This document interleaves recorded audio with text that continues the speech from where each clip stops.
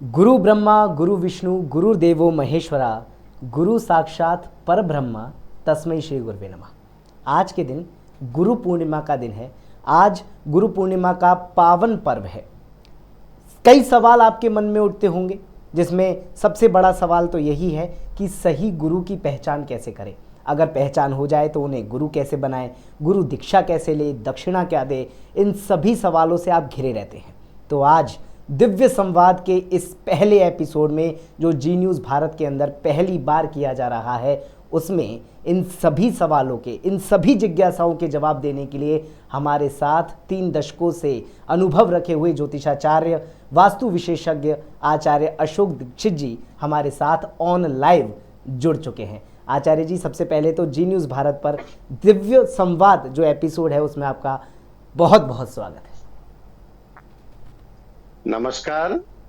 मैं आपको और आपके माध्यम से सभी हमारे प्रेमी दर्शक गणों को गुरु पूर्णिमा की बहुत बहुत शुभकामनाएं देता हूं कि उनके जीवन में उन जिन महापुरुषों की कृपा से जो विद्या प्राप्त हुई है वह उनको फलदायक हो, हितकारी हो, कल्याणकारी हो। जी गुरु जी।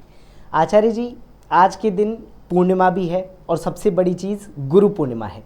तो इसी पूर्णिमा को गुरु पूर्णिमा क्यों कहा जाता है?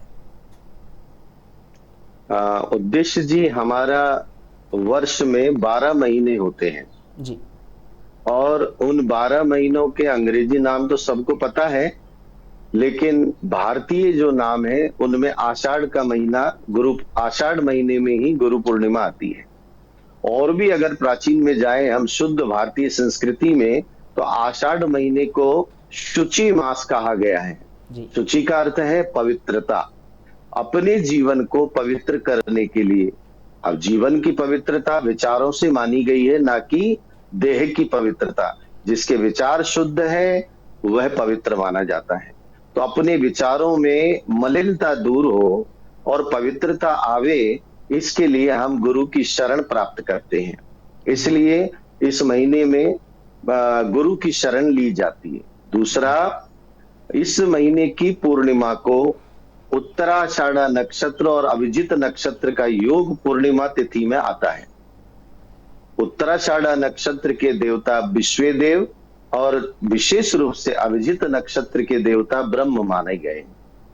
ब्रह्म से कि हमको, हमारे हर मनुष्य का एक ही लक्ष्य होता है कि वह ईश्वर अंश जीव अविनाशी, कि वह परमात्मा का अंश है और उसकी एक ही गति है कि वो कैसे भी करके परमात्मा से जुड़े। तो परमात्मा से जोड़ने के लिए इस पर गुरु की सत्ता मानी गई है। इसीलिए ईश्वर से भी अधिक गुरु को श्रेष्ठ बताया गया है। इसलिए आज के दिन सब लोग अपने गुरु की चरण ग्रहण करते हैं कि वो उन्हें सत मार्ग पर आगे बढ़ावे। जी गुरुजी, चूंकि आज गुरु पूर्णिमा है, त्योहार है, तो मैं पहले गुरुजी के बारे में जानने से पहले आचार्य जी ये जानूंगा कि आज के दिन गुरु पूजन कैसे करें, और इसमें मानव कल्याण और जो भावना है उसके बारे में भी आप बताइए, जो निहित भावना है इसमें। देखिए, इसमें निहित भावना तो यही है, श्रीमद् भागवत में श्री कृष्ण भगवान स्वयं कहते हैं, तस्माद् गुरुम प्रपद्येत जिज्ञासु श्रेयमुत्तमम, कि अर्थात जो अपने जीवन का कल्याण चाहे वह गुरु की शरण ले। अर्थात माता पिता जन्म देते हैं पर सौंप देते हैं शिक्षा प्राप्ति के लिए गुरुकुल में। तो जो अपने जीवन को श्रेष्ठ बनाना चाहे वह गुरु की शरण ग्रहण करे। फिर कहा है, समित पाणी श्रोत्रिय ब्रह्मनिष्ठ, अर्थात गुरु की शरण जाए तो 3 चीज साथ में ले जाने के लिए कहते हैं। एक तो हाथ में समिधा हो, यानी जो हवन में जलाने वाली जो काष्ठ होती है, जो हवन के लिए उपयुक्त बताई है, उसकी कोई समिधा। दूसरा, अच्छी कान लेकर के जाए। दूसरा, निष्ठा लेकर के जाए। समिधा इसलिए लेके जाए कि मेरे मन में अब तक जीवों के प्रति, प्राणियों के प्रति, प्रकृति के प्रति जो जो भी मैंने सीखा है, क्या वह उचित है या अनुचित है, उसका ज्ञान मिले। साथ ही जो अनुचित है उसको तो नष्ट किया जाए, क्योंकि हवन में समिधा जलाई जाती है ना, इसलिए हे गुरुदेव, मेरे मन में उपस्थित बुरे विचारों को आप भस्म कीजिए, और फिर भस्म हो जाएंगे तो फिर प्राप्ति क्या होगी? प्राप्ति के लिए कहा गया अपने कानों को गुरु के चरणों में गुरु के वाक्यों को समर्पित करें, जिससे कि आप गुरु के वचन सुने, और गुरु के वचनों पर निष्ठा पूर्वक अगर आप चलोगे तो निश्चित ही आपका कल्याण होगा, आपके जीवन के द्वंद्व समाप्त होंगे, आपके जीवन का कल्याण होगा। पूजन की बात ऐसी है कि गुरु के पूजन के लिए केवल चरण पूजा का ही विधान है, कि गुरु के चरणों की ही पूजा का अधिकार शिष्य को होता है, यदि शिष्य भाव है तो। और गुरु ही नहीं, कोई भी वृद्ध है, विद्वान है, तपस्वी है, संत है, इस समाज का कोई श्रेष्ठ आचरण वाला, विचारों वाला मनुष्य है, सदैव उनके दक्षिण पैर के अंगूठे का ही स्पर्श करना चाहिए, उनकी पूजा करनी चाहिए। इसलिए चरण धो करके और चरणामृत ग्रहण करें, और निष्ठा पूर्वक समर्पण अपने गुरु के वाक्यों की ओर करें। फिर पुष्पमाला आदि अर्पित करके उनको प्रणाम करें। फिर भौतिक वस्तुएं तो यथाशक्ति है, लौकिक जैसी जिसकी सामर्थ्य, वो अपने गुरु को कुछ भी भेंट दे सकते हैं, जैसी उनको जो सात्विक होती है वे अपने गुरु को दे सकते हैं। जीवन में गुरु की बाकी इस आवश्यकता दिन, क्यों होती है? जी। बहुत ही अच्छा प्रश्न है आपका कि गुरु की आवश्यकता क्यों होती है। देखिए, गुरु तुलसीदास जी कहते हैं रामचरितमानस में, गुरु बिन भव निधि तरहि न कोई, जो विरंची शंकर सम होई। अर्थात विरंची ब्रह्मा और शंकर भी साक्षात अगर हो तो भी गुरु के बिना इस भव सागर को कोई पार नहीं कर सकता। इसलिए कोई व्यक्ति यदि यह सोचे कि शिक्षा हम अपने स्तर पर प्राप्त करते हैं, अध्ययन करते हैं, परिश्रम करते हैं, तो हम अपनी शिक्षा से, अपने परिश्रम से प्राप्त करते हैं, तो इस समय फिर गुरु की सत्ता क्या करेगी? तो ऐसी स्थिति में बात यह है, अनभ्यासी विषम विद्या। जो भी आपने शिक्षा ग्रहण की है, जो भी आप पढ़ते हैं, तो पहली चीज तो आपको क्या पढ़ना चाहिए, क्या नहीं पढ़ना चाहिए, कौन बताएगा? क्या देखना चाहिए, क्या नहीं देखना चाहिए, कौन बताएगा? क्या सीखना है, किसको त्यागना है, क्या अपनाना है, किसकी वर्जना करनी है? शास्त्रों में तो बहुत कुछ लिखा है। शास्त्रों में अच्छी भी है तो बुरी बातें भी है। कोई भी बात देश काल के अनुसार, कोई बात कहीं अच्छी होती है तो कहीं बुरी होती है। इसलिए आप जीवन की जिस अवस्था में हैं, उस अवस्था में आपके लिए कल्याणकारी विचार क्या हो सकते हैं, क्या धारणा हो सकती है, क्या नियम हो सकते हैं, इनको ज्ञान प्राप्त करने के लिए, इसका मार्गदर्शन प्राप्त करने के लिए कोई न कोई एक मार्गदर्शक की आवश्यकता हर जीव को होती ही है। क्यों? क्योंकि इस धरती पर जन्म लेने के बाद हर व्यक्ति देख करके, सुन करके ही सीखता है। तो प्रकृति में तो अच्छी बातें भी हैं, बुरी भी हैं, लेकिन गुरु ये बताता है कि ये जो सुना है ये तो धारण करने योग्य है, और ये जो सुन लिया है ये त्याग देने योग्य है। हमारे जीवन में हम जब प्रार्थना करते हैं तो कहते हैं गुरु ब्रह्मा, गुरु विष्णु, गुरुर्देवो महेश्वर। इसका तात्पर्य क्या है? इसका तात्पर्य यह है कि हम जब गुरु की शरण में जाते हैं तो सबसे पहले वो महेश का काम करते हैं। महेश अर्थात शिव जी का, रुद्र का कार्य करते हैं। क्या कार्य है रुद्र का? संहार।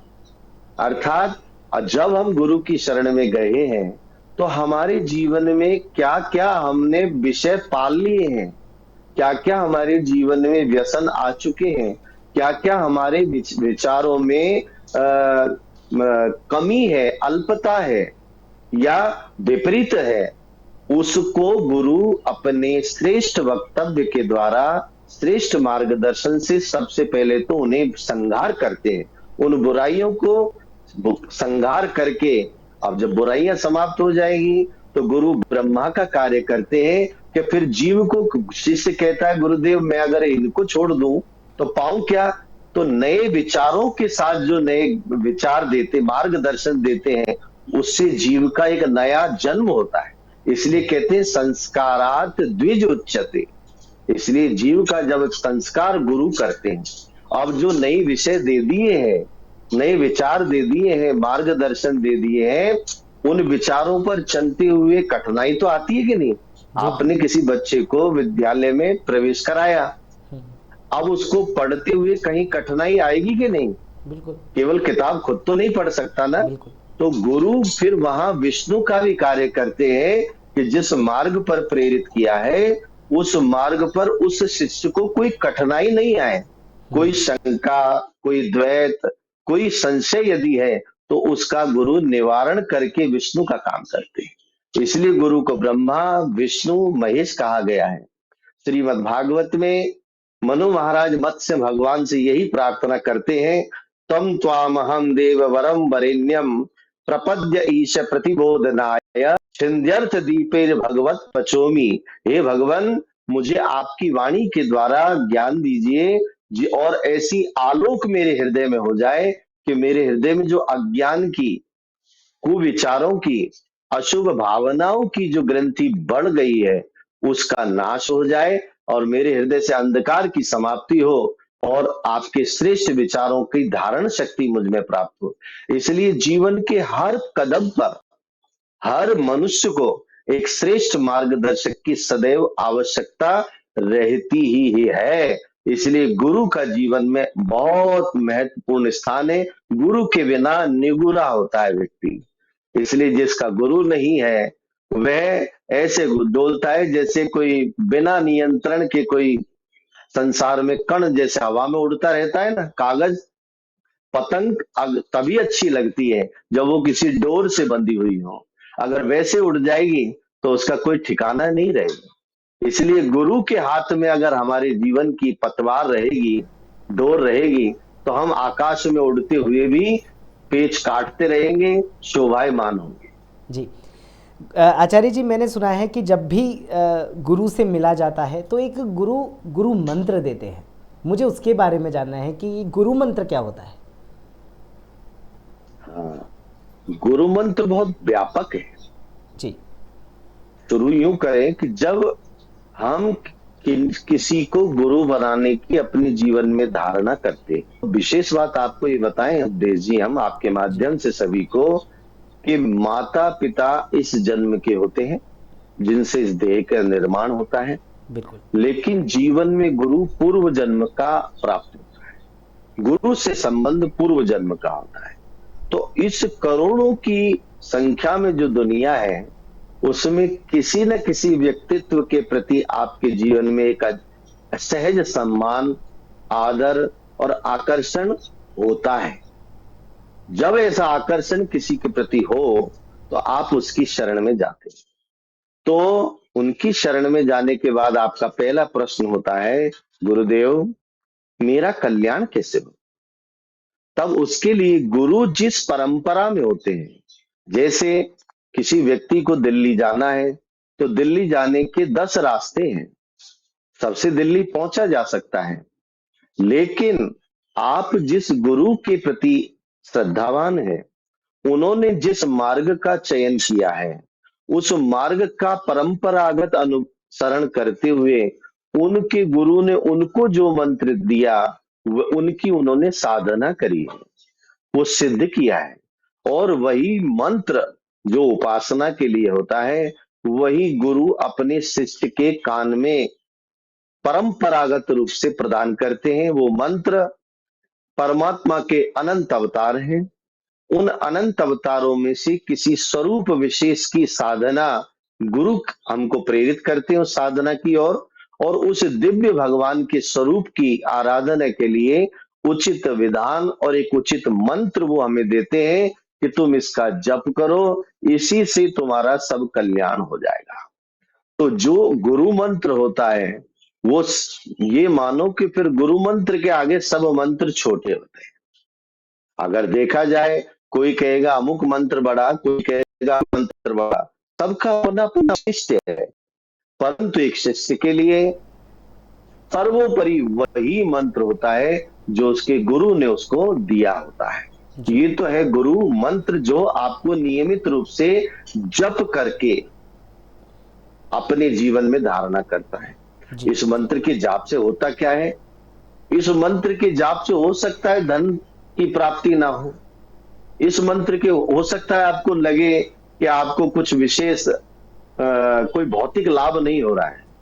लेकिन सच यही है कि अगर आपकी धारणा और विश्वास है, एक ही मंत्र आपकी जीवन नैया पार लगा देता है। ऐसी कोई कामना शेष रहती नहीं जो गुरु मंत्र की साधना से पूर्ण ना हो। तो जी। वह गुरु मंत्र नियमित रूप से, जबकि सबसे बड़ी चीज आपका आत्मबल सदैव परिपुष्ट रहता है जी। और आपको सदैव ये एहसास रहता है कि मैं परमात्मा का हूं और परमात्मा से जुड़ा हुआ हूं। किसके द्वारा? अपने गुरु के द्वारा दिए गए मंत्र से। तो ये तो रहा जपनीय विधान। बाकी जब भी गुरु के पास जाएं, उनके वचनों को सुनना चाहिए। इसलिए कभी कभी कुछ लोग कहते हैं गुरु बना लिया, पर कोई लोग कहते हैं यार उनमें तो वो स्वभाव है उनका, वैसा उनका आचरण है। तो इसके लिए बड़े बड़े संत महात्मा जो कहते हैं कि शिष्य को सदैव दास रहना चाहिए, गुरु करे उस पर ध्यान नहीं देना चाहिए, गुरु जो कहे उसको अपने हृदय में बैठा लेना चाहिए। इसलिए गुरु ने जो कहा है वह मुझे करना है, गुरु क्या कर रहा है इस पर ध्यान नहीं दे।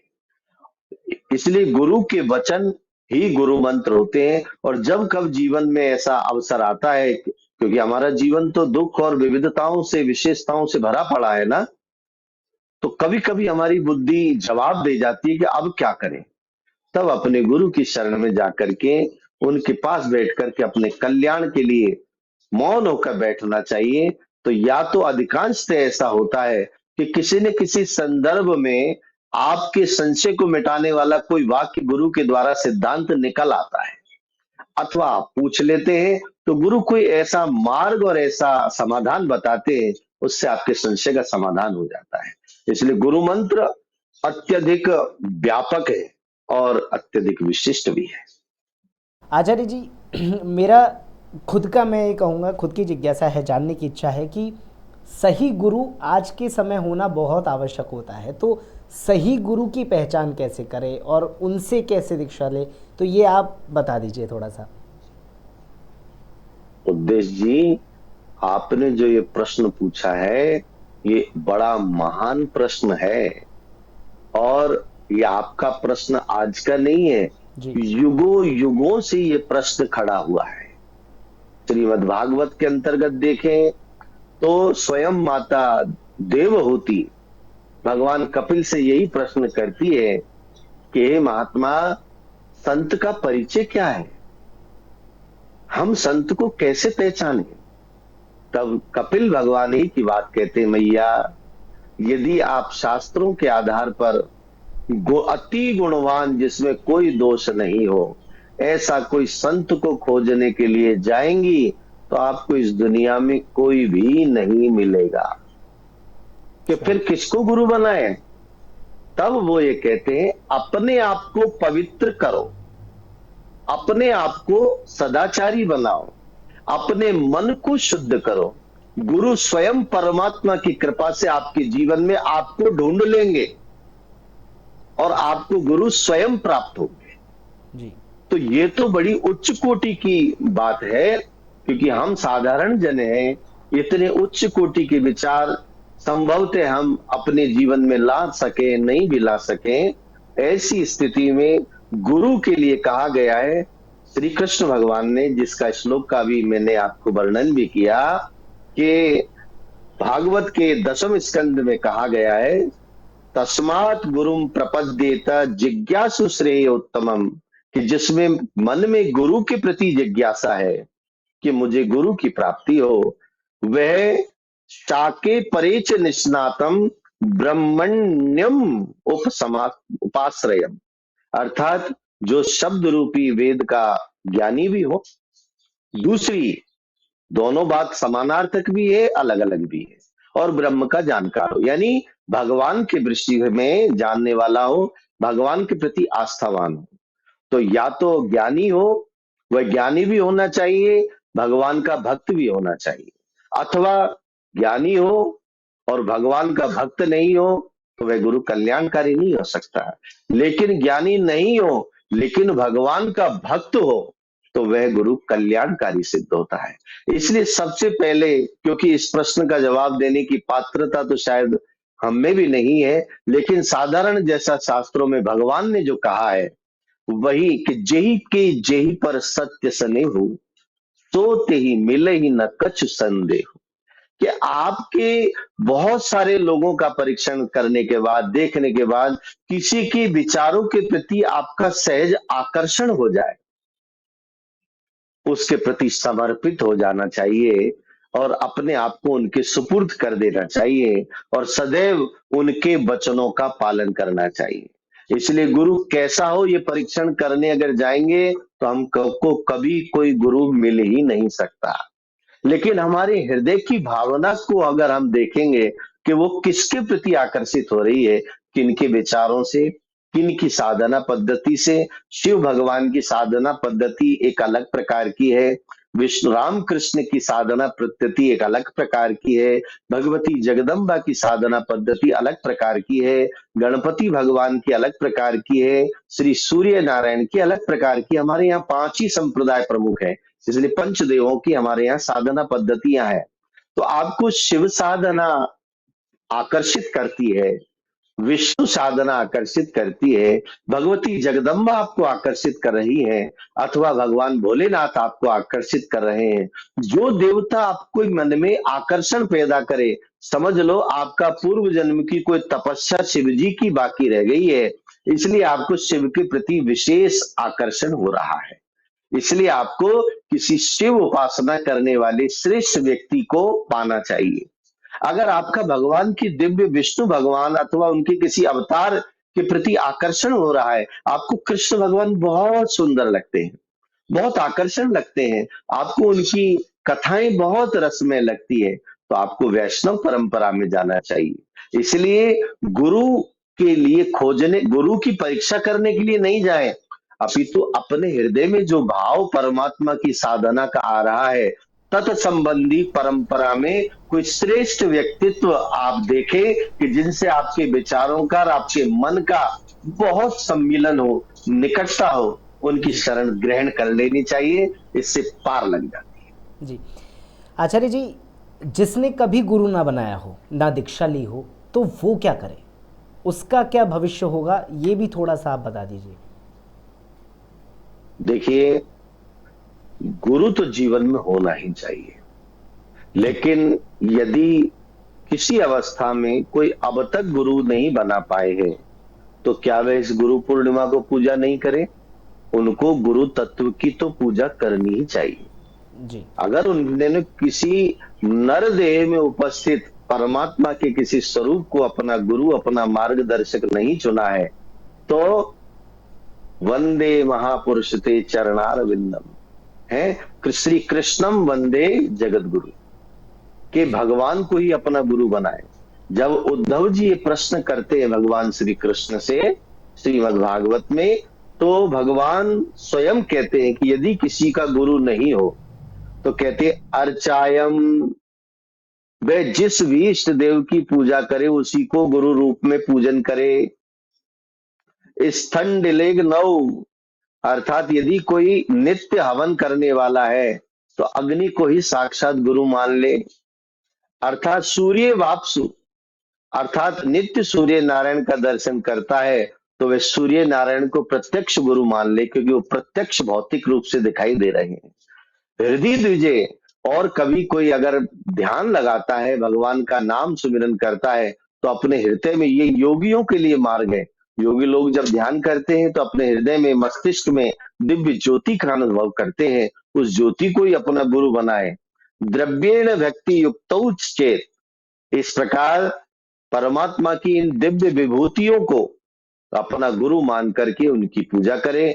अर्थात परमात्मा के किसी स्वरूप को गुरु मानकर गुरु तत्व की पूजा करें और गुरु परमात्मा से प्रार्थना करें कि हे भगवान, मैं यद्यपि अपने मन की सब बात आपके चरणों में निवेदन करता हूं। जैसे मीरा जी भगवान श्री कृष्ण से वार्ता करती थी, और वार्ता करते करते एक दिन उनकी सखी ने पूछा, भाई साहब, आप रोज श्याम सुंदर से बात करती हो, तो क्या श्याम सुंदर आपकी बात सुनते हैं?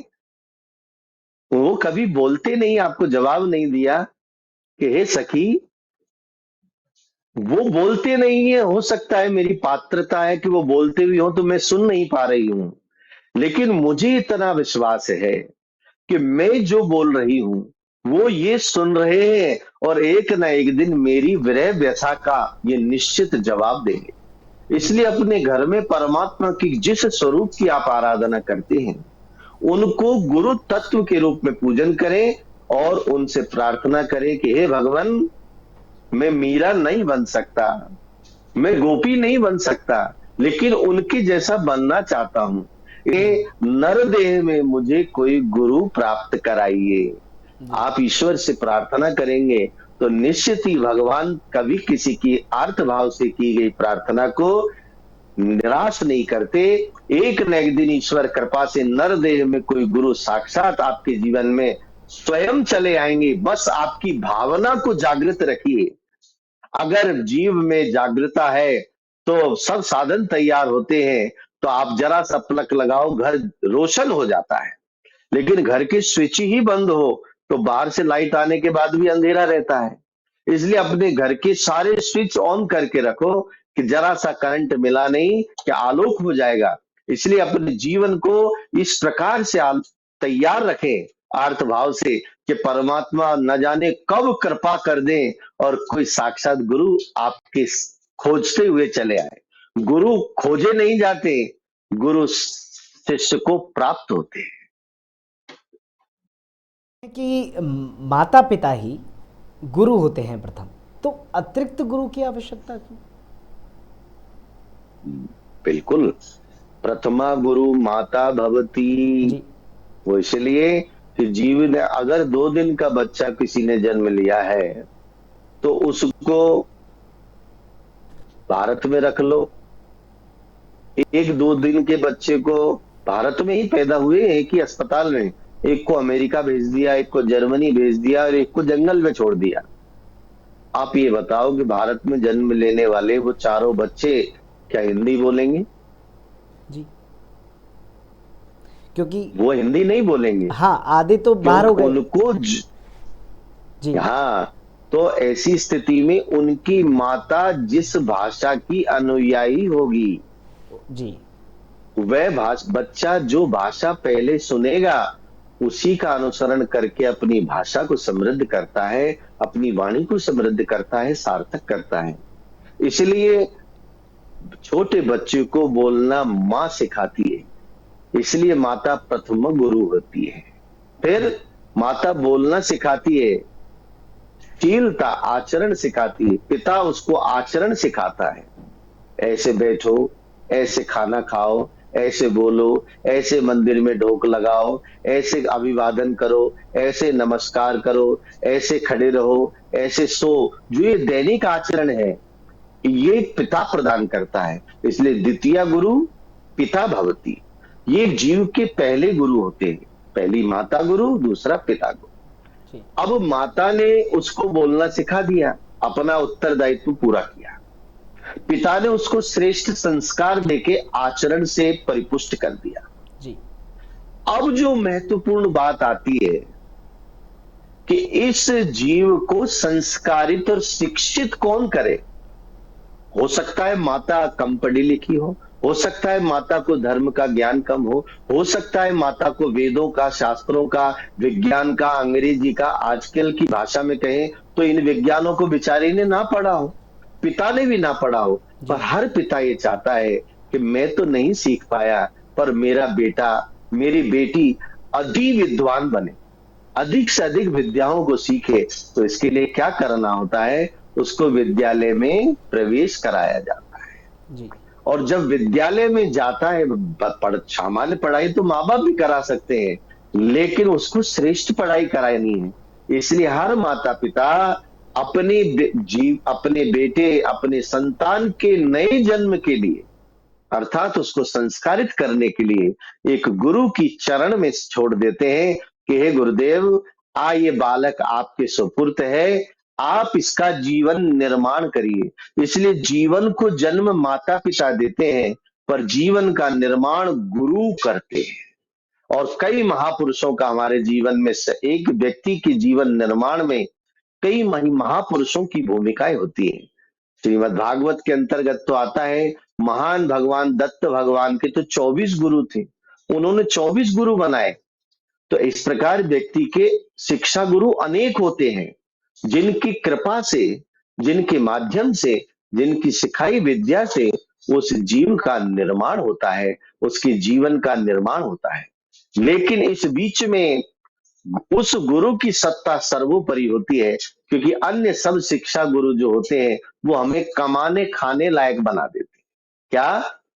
जो विद्यालय में हम पढ़ाई करते हैं, जो शिक्षा हम प्राप्त करते हैं, उससे व्यक्ति अपने पैरों पे खड़ा हो जाता है, वह अर्थोपार्जन के लायक हो जाता है। परंतु क्या अर्थोपार्जन करना ही जीवन का एकमात्र लक्ष्य है? हमारे यहाँ 4 पुरुषार्थों की बात है: धर्म, अर्थ, काम और मोक्ष। इस किसी विषय का, किसी वस्तु का उपभोग आपको कैसे करना है, किसी वस्तु को आपको कैसे प्रयोग में लेना है, इसका ज्ञान देने के लिए आपको धर्म का अनुसरण करना होगा। और धर्म का अनुसरण करने जीवन में एक आध्यात्मिक गुरु आवश्यक होता है, क्योंकि धर्म के आधार पर प्राप्त किया हुआ अर्थ ही हमें जीवन को सार्थक बना देता है। लेकिन अधर्म से इस जन्म को भी बिगाड़ता है और गत जन्म को भी समाप्त कर देता है जी। इसलिए जीवन में आध्यात्मिक गुरु की महत्ता। इसलिए आज के दिन उन आध्यात्मिक गुरुओं की पूजा सबसे प्रमुख रूप से की जाती है, और अपने उन सभी शिक्षा गुरुओं के प्रति भी माता पिता सहित कृतज्ञता अर्पित की जाती है कि आप सबकी कृपा से मेरे इस जीवन का निर्माण हुआ है। जी आचार्य जी। इसलिए गुरु की सत्ता जीवन में बहुत होती है, आध्यात्मिक गुरु जीवन में होना ही चाहिए। आचार्य जी, ये तो गुरु जी से संबंधित बातें हो गई। अब शिष्य का भी अपने गुरु के प्रति कोई ना कोई कर्तव्य तो बनता है, तो एक शिष्य का अपने गुरु के प्रति जो कर्तव्य बनता है वो भी आप एक बार बता दीजिए। निश्चित रूप से जी। शिष्य का धर्म है कि वह अपने गुरु के कहे हुए वाक्यों का अनुसरण करे जी। उनके व्यक्तिगत जीवन को ना देखे। क्यों? क्योंकि कोई अपने जीवन में किसी भी प्रकार का आचरण करता हो, लेकिन वह कभी अपने अनुयायी, अपने पुत्र या अपने शिष्य को कभी भी किसी गलत मार्ग का अनुसरण करने की सीख नहीं दे सकते। इसलिए शिष्य को सदैव गुरु वचनों पर भरोसा होना चाहिए, गुरु के जीवन को नहीं देखना चाहिए, एक बात।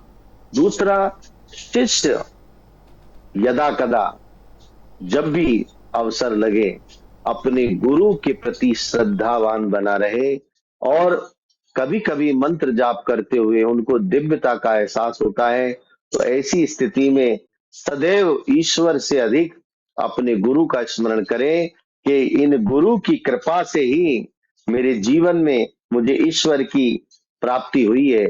माता पार्वती श्री रामचरितमानस में जब कहते हैं, जब उनको सब कुछ लोग आकर के कहते हैं, अरे शिव जी की प्राप्ति के लिए तुमको नारद जी ने मंत्र बताया है, नारद को तुमने गुरु बनाया है, वो शिव तो ऐसे हैं, वो शिव ऐसे हैं।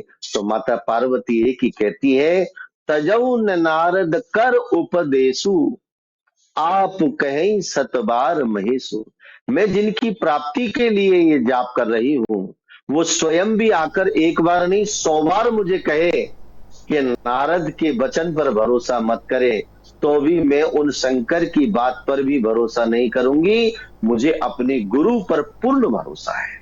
इसलिए शिष्य सदैव अपने गुरु के प्रति कृतज्ञ बना रहे, समर्पित भाव बना रहे। उनके जीवन में आज शिष्य यदि किसी लायक है, तो हम गुरु के दिए हुए कृपा प्रसाद का तो हम क्या उनको मूल्य दे सकते हैं? जो हमारे जीवन के संशय को दूर करने वाले हैं, उनकी हम क्या गुरु दक्षिणा दे सकते हैं? उनको क्या, उनके गुरु ऋण से जीवन में व्यक्ति कभी उऋण नहीं हो सकता। इसलिए गुरु का ऋण सदैव जीवन में कल्याणकारी होता है। लेकिन फिर भी शिष्य समय समय पर अपने गुरु के दर्शन करता रहे, उनसे मिलता रहे, समर्पण करता रहे, और उनको जो भी प्रेम से सामर्थ्य के अनुसार जैसा आप पे बन पड़े, प्रणाम के साथ जो भी जैसा आपको उचित लगे, गुरु को भेंट दे करके उनको श्रद्धा के साथ कोई भी वस्तु जो आपको प्रिय लगे अर्पित करनी चाहिए। क्योंकि शास्त्र कहते हैं गुरु के घर, मित्र के घर कभी भी, और देवता के मंदिर में कभी खाली हाथ नहीं जाना चाहिए। इसलिए कहते हैं भगवान गीता में, दिव्यम ददामि ते चक्षु पश्य में योगमेश्वरम। सदैव अर्जुन के साथ भगवान श्री कृष्ण रहते थे, लेकिन अर्जुन को वो विराट स्वरूप कभी साथ में रहते हुए कृष्ण का दिखाई नहीं दिया जी। क्यों? क्योंकि परमात्मा के दिव्य दर्शन करने के लिए जैसे दिव्य चक्षु की आवश्यकता होती है, वो गुरु प्रदान करते। इसलिए अर्जुन कहते हैं, शिष्यस्ते हम शादिमाम त्वाम प्रपन्नाम। मैं शिष्य के रूप के आपकी चरण में हूं, आप मेरी वो दृष्टि प्रदान कीजिए। इसलिए गुरु के घर, देव मंदिर में, और मित्र के घर कभी भी, बहन के घर और ससुराल में कभी खाली हाथ नहीं जाते। इसलिए जब कभी गुरु के पास जाएं, कुछ ना कुछ साथ में फल हो, प्रसाद हो, या जैसी आपकी जो सामर्थ्य, सदैव लेकर के जाना चाहिए। ये धर्म है। गुरु आपकी उन वस्तुओं के आकांक्षी नहीं है जी। लेकिन ये एक शिष्य का धर्म है, वो जब भी जाए साथ में कुछ ना कुछ पदार्थ जो मांगलिक हो, अच्छा हो, सात्विक हो, लेकर के जाए और गुरु के चरणों में समर्पित करे जी। और शिष्य का सबसे बड़ा धर्म तो यही है कि गुरु की बताई बात का अनुसरण करे जी। आचार्य जी पूर्ण निष्ठा के साथ। हाँ, एक और जिज्ञासा थी आचार्य जी, पति पत्नी के क्या अलग अलग गुरु होते हैं, या पति द्वारा जो दीक्षा जिन गुरु से प्राप्त की जाती है वही पत्नी के गुरु बन जाते हैं? ये भी एक सवाल था कि भाई क्या पति पत्नी के अलग हो सकते हैं या एक ही गुरु काफी है? देखिए, हमारे शास्त्रों में जितने भी गृहीय सूत्र बताए गए हैं और जितने भी पुराण हैं, उन सभी पुराणों में, श्रीमद् भागवत के 11 स्कंद में और तृतीय स्कंद में, शिव पुराण के अंतर्गत और देवी भागवत के अंतर्गत और अन्य कई पुराणों में, नारद भक्ति सूत्र के अंतर्गत, सभी जगह ये बात बताई गई है। और माता अनुसैया ने तो स्पष्ट रूप से श्री सीता जी को ये बात कही है, और माता अरुंधति ने माता पार्वती को जब विवाह शिव जी के साथ हुआ, तब जब विदा होकर के जा रही थी, तब उन्होंने स्पष्ट कहा है कि स्त्री का तो प्रथम गुरु पति ही होता है। इसलिए स्त्री को सबसे पहले तो अपने पति को ही गुरु मानना चाहिए। पति परमेश्वर कहा गया है ना, तो परमेश्वर है पति, तो पति को ही गुरु माने और उनके अनुसार अपने जीवन का अनुसरण करे। लेकिन फिर भी यदि कोई और श्रेष्ठ काम ना हो, तो पति की आज्ञा ले कि मैं किन्हीं को गुरु बनाना चाहती हूं, यदि आपको लगे। अगर ऐसा है सामान्य रूप से, तो यदि आप अपने पति पर आश्रित हैं, तो पति से यदा कदा जब अपने जीवन के मूलभूत विचारों को आप साझा करती हैं और अपने कल्याण की बात करती हैं, तो पति यदि समर्थ है तो आपको उस द्वैत से बाहर निकाल देगा। लेकिन यदि पति समर्थ नहीं है, तो आपका हाथ पकड़ करके वो किसी दिव्य व्यक्तित्व के चरणों में आपको ले जाएगा कि तुम यहां अपना प्रश्न कर सकती हो। मेरी इन पर बड़ी श्रद्धा है और मुझे इन पर पूर्ण भरोसा है कि तुम्हें सही मार्ग अवश्य बताएंगे। तो ऐसी स्थिति में पति यदि अनुमोदित करे और पति की आज्ञा मिले, तो पति के गुरु को पत्नी अपना गुरु भी बना सकती है जी। और पति पत्नी का एक ही गुरु हो तो साधना पद्धति समान रहती है। कई बार ऐसा भी होता है कि कन्या बड़ी श्रेष्ठ विचारों वाली कोई हो जाती है और उन्हें बाल्यकाल में ही किसी गुरु के प्रति बहुत आकर्षण होता है, कृपा होती है, और बाल्यकाल में ही उन्हें गुरु दीक्षा प्राप्त हो जाती है। जैसे माता पार्वती को नारद जी प्राप्त हुए हैं, जी सीता जी को याज्ञवल्क्य जी प्राप्त हुए, उनके सत्संग सुना करती थी वो। सुखदेव जी को जनक जी प्राप्त हुए। गार्गी और मैत्रेयी ने अपने पति याज्ञवल्क्य जी को भी गुरु बनाया। तो ऐसी स्थिति में यदि कन्या को पूर्व में कोई गुरु प्राप्त है तो उनको जीवन में गुरु बार बार नहीं बदलने चाहिए। यदि पति के अपने कोई गुरु है और पत्नी के अलग कोई गुरु है तो निश्चित रूप से उनको अपने पति के गुरु को भी अपना गुरु बना सकती है, अथवा तो दोनों के गुरु अलग अलग भी हो सकते हैं। खुद के लिए मैं पूछना चाहूँगा आचार्य जी, मेरे हाथ में आप देख रहे होंगे प्रेमानंद जी महाराज की तस्वीर है। कल मैं सोच रहा था कि इन्हें कहाँ रखूं, तो फिर एक दिमाग में आया कि क्यों ना जो गणेश जी हैं हमारे, जो भगवान हैं, उसी मंदिर में इनकी जो प्रतिमा है उसको स्थापित कर दूं। फिर दिमाग में आया कि क्या भगवान के समीप रखना सही है कि नहीं है, तो मैंने सोचा था कि आपसे इस बारे में ज़रूर पूछूंगा कि क्या गुरु जो जीवित हैं, जो इस समय नर रूप में हैं, क्या उनकी जो प्रतिमाएं हैं, तस्वीर है, वो हम भगवान के समक्ष रख सकते हैं? आपने आज का जब ये सूत्र आरंभ किया तब क्या कहा था आपने? गुरु ब्रह्मा जी, गुरु विष्णु गुरुर्देवो महेश्वर। अरे गुरु साक्षात पर ब्रह्म है, तो गुरु में और ईश्वर में कभी कोई भेद नहीं हो सकता। जी आचार्य जी। इसलिए ईश्वर के समान गुरु को पूजना चाहिए और गुरु के साथ ईश्वर को पूजने में कभी कोई अपराध नहीं होता। इसलिए अपने सदैव अपने गुरुदेव का जो भी छाया चित्र है, उनका स्वरूप है, उनको सदैव अपने मंदिर में रखते हुए नित्य उनके चरणों पर गुरु का स्वरूप ऐसा हो, जी, गुरु का चित्र ऐसा हो जिसमें उनके चरणार विंदों के दर्शन होते रहे। इसलिए गुरु की तस्वीर ऐसी लेनी चाहिए जिसमें चरण दिखाई दे।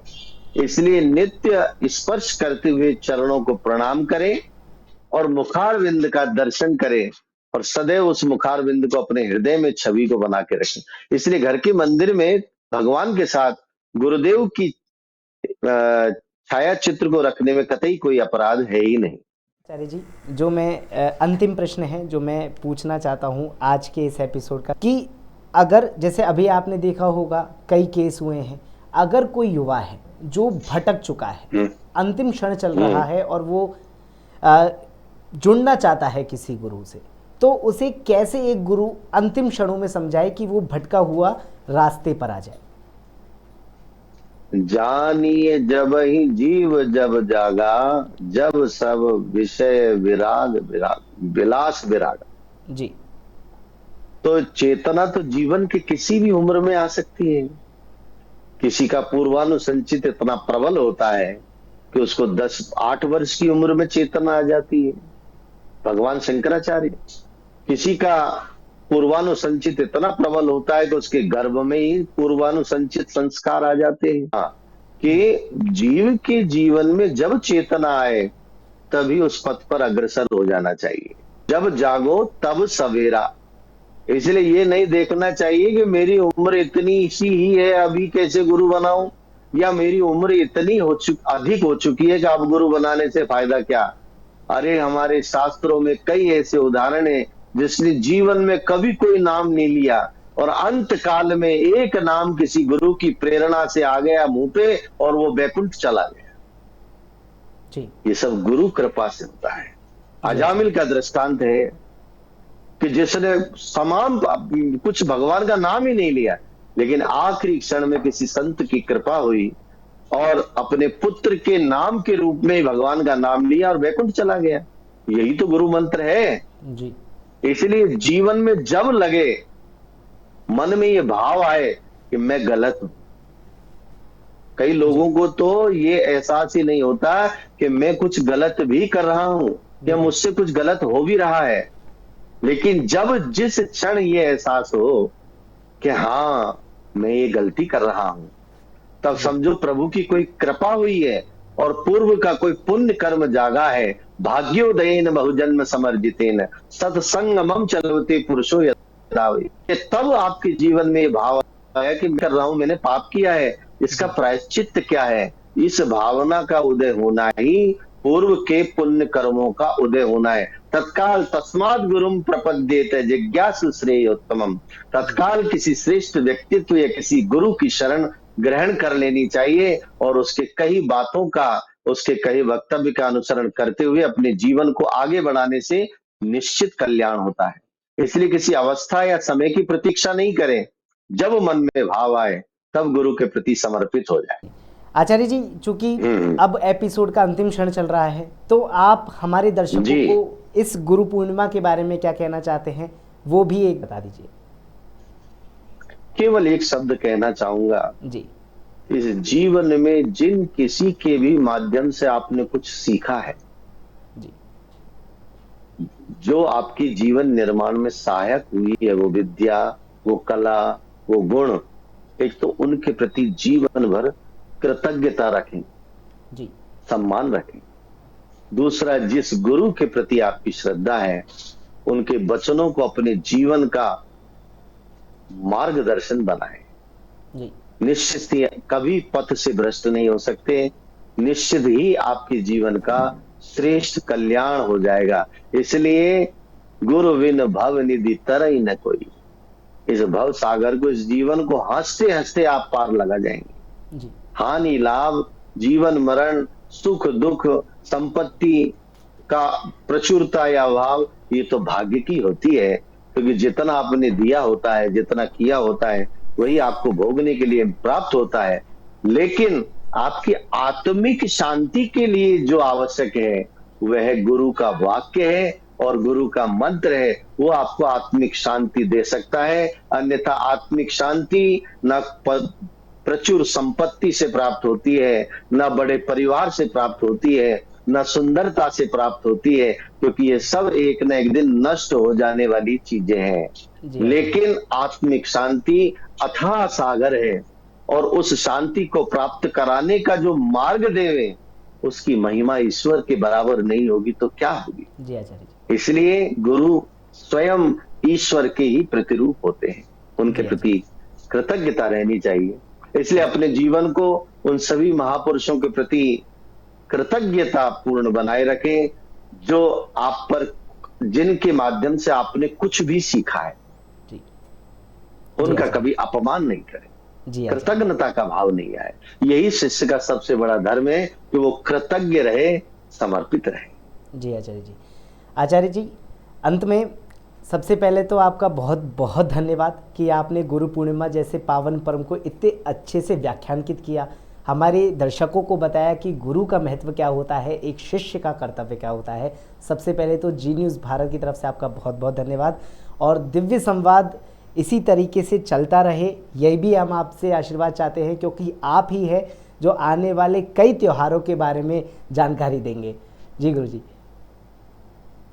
बहुत बहुत धन्यवाद उद्देश जी, आपकी एक बहुत अच्छी पहल है ये, और इससे आप और हमारा तो आनंद हो ही रहा है, पर बहुत सारे ऐसे लोग हैं जिनको संभवतः, मैं तो अपनी अल्पमति से जितना जान पाया हूं गुरु कृपा के माध्यम से, ये सब मेरे गुरुओं की कृपा है कि उनको यत्र तत्र मैंने श्रवण किया है, और उनके श्रवण से प्राप्त जो भी कुछ बातें थी मेरी अल्पमति से, अल्पवाणी से, वो आप लोगों के समक्ष मैंने प्रस्तुत करी है।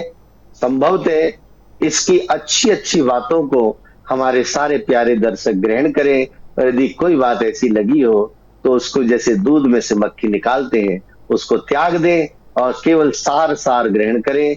इससे आप सब लोगों के जीवन में आनंद हो। मैं पुनः मंगल कामनाएं करता हूं। सदैव आपके इस प्रयास की ओर मैं समर्पित हूं, सदैव उपस्थित हूं। आप जब जब चाहेंगे तब तक किसी भी विषय को लेकर के, शास्त्रीय जो मानव जीवन के लिए उत्साहवर्धक हो, आनंददायी हो, कल्याणकारी हो, उसके विकास में सहायक हो सके, ऐसे उन सभी धार्मिक विषयों को लेकर के हम समाज के बीच चलेंगे। तो निश्चित ही ऐसा मानता हूं कि परमात्मा की कृपा से समाज को इससे कुछ लाभ होगा और यह हमारी एक समाज के प्रति सेवा भी होगी। मैं इसको सेवा के प्रकल्प के रूप में ही स्वीकार करूंगा कि ये मेरी सेवा समाज स्वीकार करे और मुझे एक ही आशीर्वाद प्रदान करे कि मुझे गुरुओं की कृपा से श्रेष्ठ विद्या का सदैव मेरे जीवन में आगमन होता रहे, मेरा जीवन विद्या के प्रति समर्पित बना रहे। यही आशीर्वाद की कामना करते हुए पुनः आप सभी का बहुत बहुत धन्यवाद, बहुत बहुत नमस्कार। जी जी जी गुरु जी।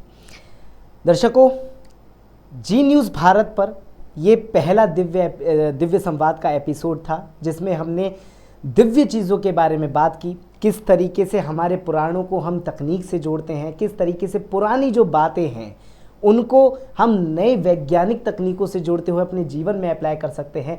इसके लिए इस दिव्य संवाद एपिसोड की हमने शुरुआत की है। कैसी लगी आपको ये शुरुआत, कैसा लगा दिव्य संवाद का ये पहला एपिसोड जिसमें गुरु पूर्णिमा से संबंधित बातें की गई, ज़रूर बताइएगा। और अगर आपके भी मन में कोई भी प्रश्न है तो आप हमसे संपर्क कर सकते हैं। बने रहिए जी न्यूज़ भारत के साथ। नमस्कार।